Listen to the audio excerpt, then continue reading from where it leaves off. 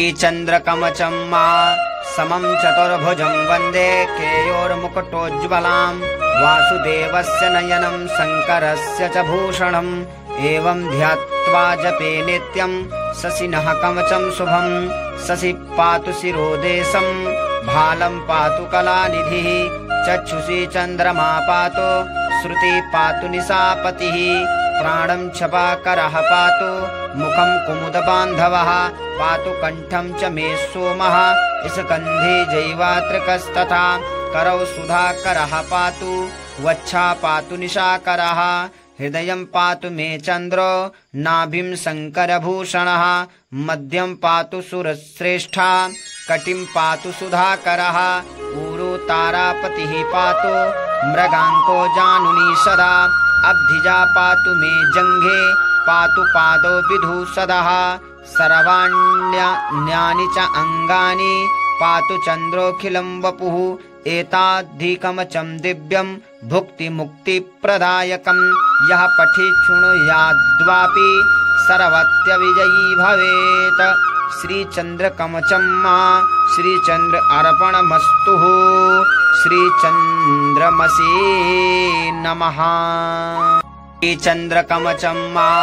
समं चतुर्भुजं वन्दे केयोर्मुकुटोज्ज्वलां वासुदेवस्य नयनं शङ्करस्य च भूषणम् एवं ध्यात्वा जपे नित्यं शशिनः कवचं शुभं शशि पातु शिरोदेशं भालं पातु कलानिधिः चक्षुषी चन्द्रमा पातु श्रुति पातु निशापतिः प्राणं छपाकरः पातु मुखं कुमुदबान्धवः पातु कण्ठं च मे सोमः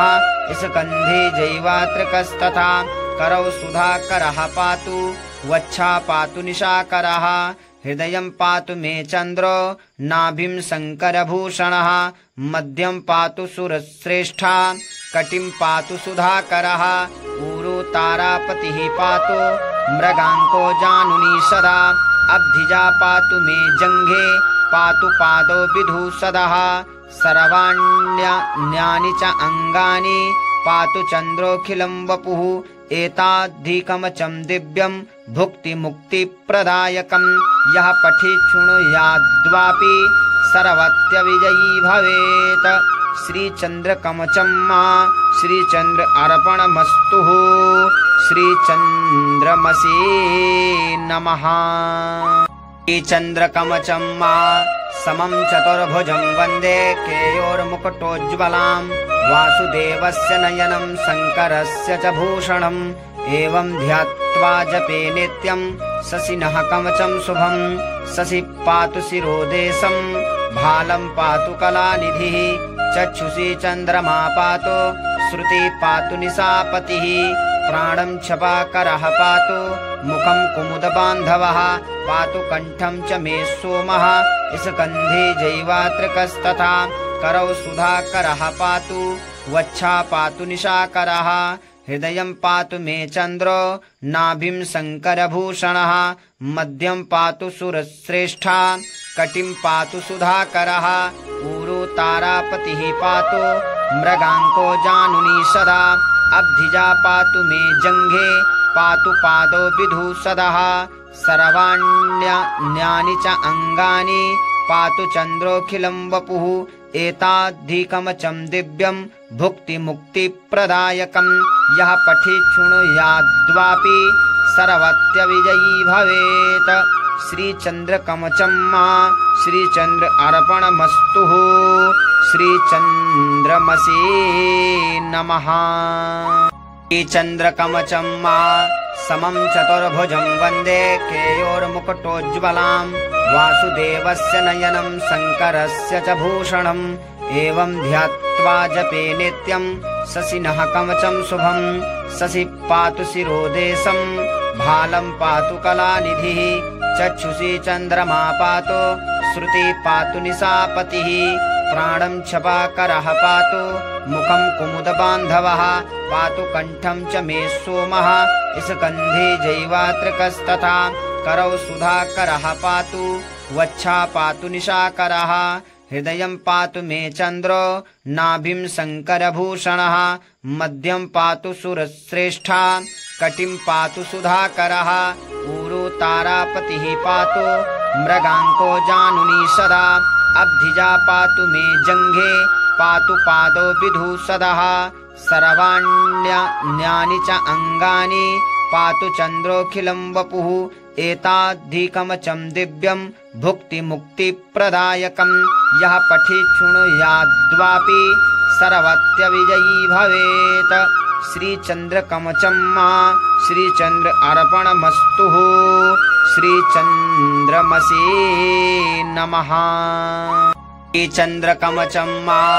समं चतुर्भुजं वन्दे केयोर्मुकुटोज्ज्वलां वासुदेवस्य नयनं शङ्करस्य च भूषणम्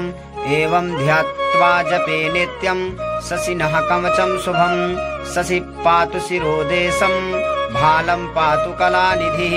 चक्षुषी चन्द्रमा पातु श्रुति पातु निशापतिः प्राणं छपाकरः पातु मुखं कुमुदबान्धवः पातु कण्ठं च मे सोमः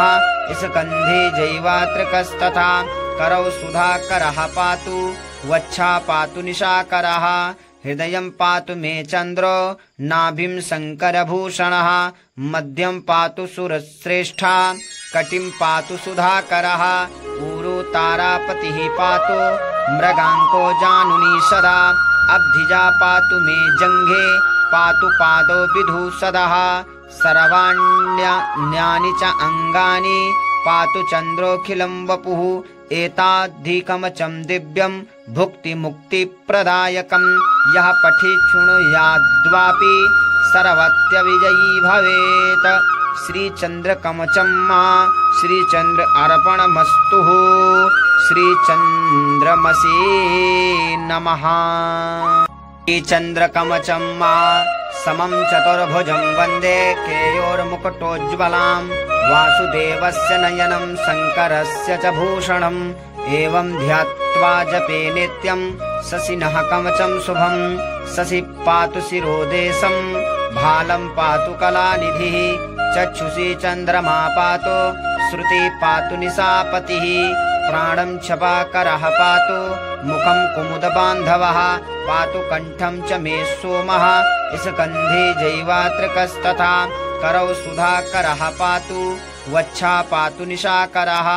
हृदयं पातु मे चन्द्रो नाभिं शङ्करभूषणः मध्यं पातु सुरश्रेष्ठा कटिं पातु सुधाकरः ऊरू तारापतिः पातु मृगाङ्को जानुनी सदा अब्धिजा पातु मे जङ्घे पातु पादो विधूसदः सर्वाण्यन्यानि च अङ्गानि पातु चन्द्रोऽखिलं वपुः एताद्धिकमचं दिव्यं भुक्तिमुक्तिप्रदायकं यः पठेत् शृणुयाद्वापि सर्वत्यविजयी भवेत्। श्रीचन्द्रकवचं मा श्रीचन्द्र अर्पणमस्तु। श्रीचन्द्रमसे नमः। श्रीचन्द्रकवचं मा समं चतुर्भुजं वन्दे केयोर्मुकुटोज्ज्वलां वासुदेवस्य नयनं शङ्करस्य च भूषणम् एवं ध्यात्वा जपे नित्यं शशिनः कवचं शुभं शशि पातु शिरोदेशं भालं पातु कलानिधिः चक्षुषी चन्द्रमा पातु श्रुति पातु निशापतिः प्राणं छपाकरः पातु मुखं कुमुदबान्धवः पातु कण्ठं च मे सोमः स्कन्धे जैवात्रिकस्तथा करौ सुधाकरः पातु वच्छा पातु निशाकरः हृदयं पातु मे चन्द्रो नाभिं शङ्करभूषणः मध्यं पातु सुरश्रेष्ठा कटिं पातु सुधाकरः ऊरू तारापतिः पातु मृगाङ्को जानुनी सदा अब्धिजा पातु मे जङ्घे पातु पादो विधूसदः सर्वाण्यन्यानि च अङ्गानि पातु चन्द्रोऽखिलं वपुः एताद्धिकमचं दिव्यं भुक्तिमुक्तिप्रदायकं यः पठेत् शृणुयाद्वापि सर्वत्यविजयी भवेत्। श्रीचन्द्रकवचं मा श्रीचन्द्र अर्पणमस्तु। श्रीचन्द्रमसे नमः। श्रीचन्द्रकवचं मा समं चतुर्भुजं वन्दे केयोर्मुकुटोज्ज्वलां वासुदेवस्य नयनं शङ्करस्य च भूषणम् एवं ध्यात्वा जपे नित्यं शशिनः कवचं शुभं शशि पातु शिरोदेशं भालं पातु कलानिधिः चक्षुषी चन्द्रमा पातु श्रुति पातु निशापतिः प्राणं छपाकरः पातु मुखं कुमुदबान्धवः पातु कण्ठं च मे सोमः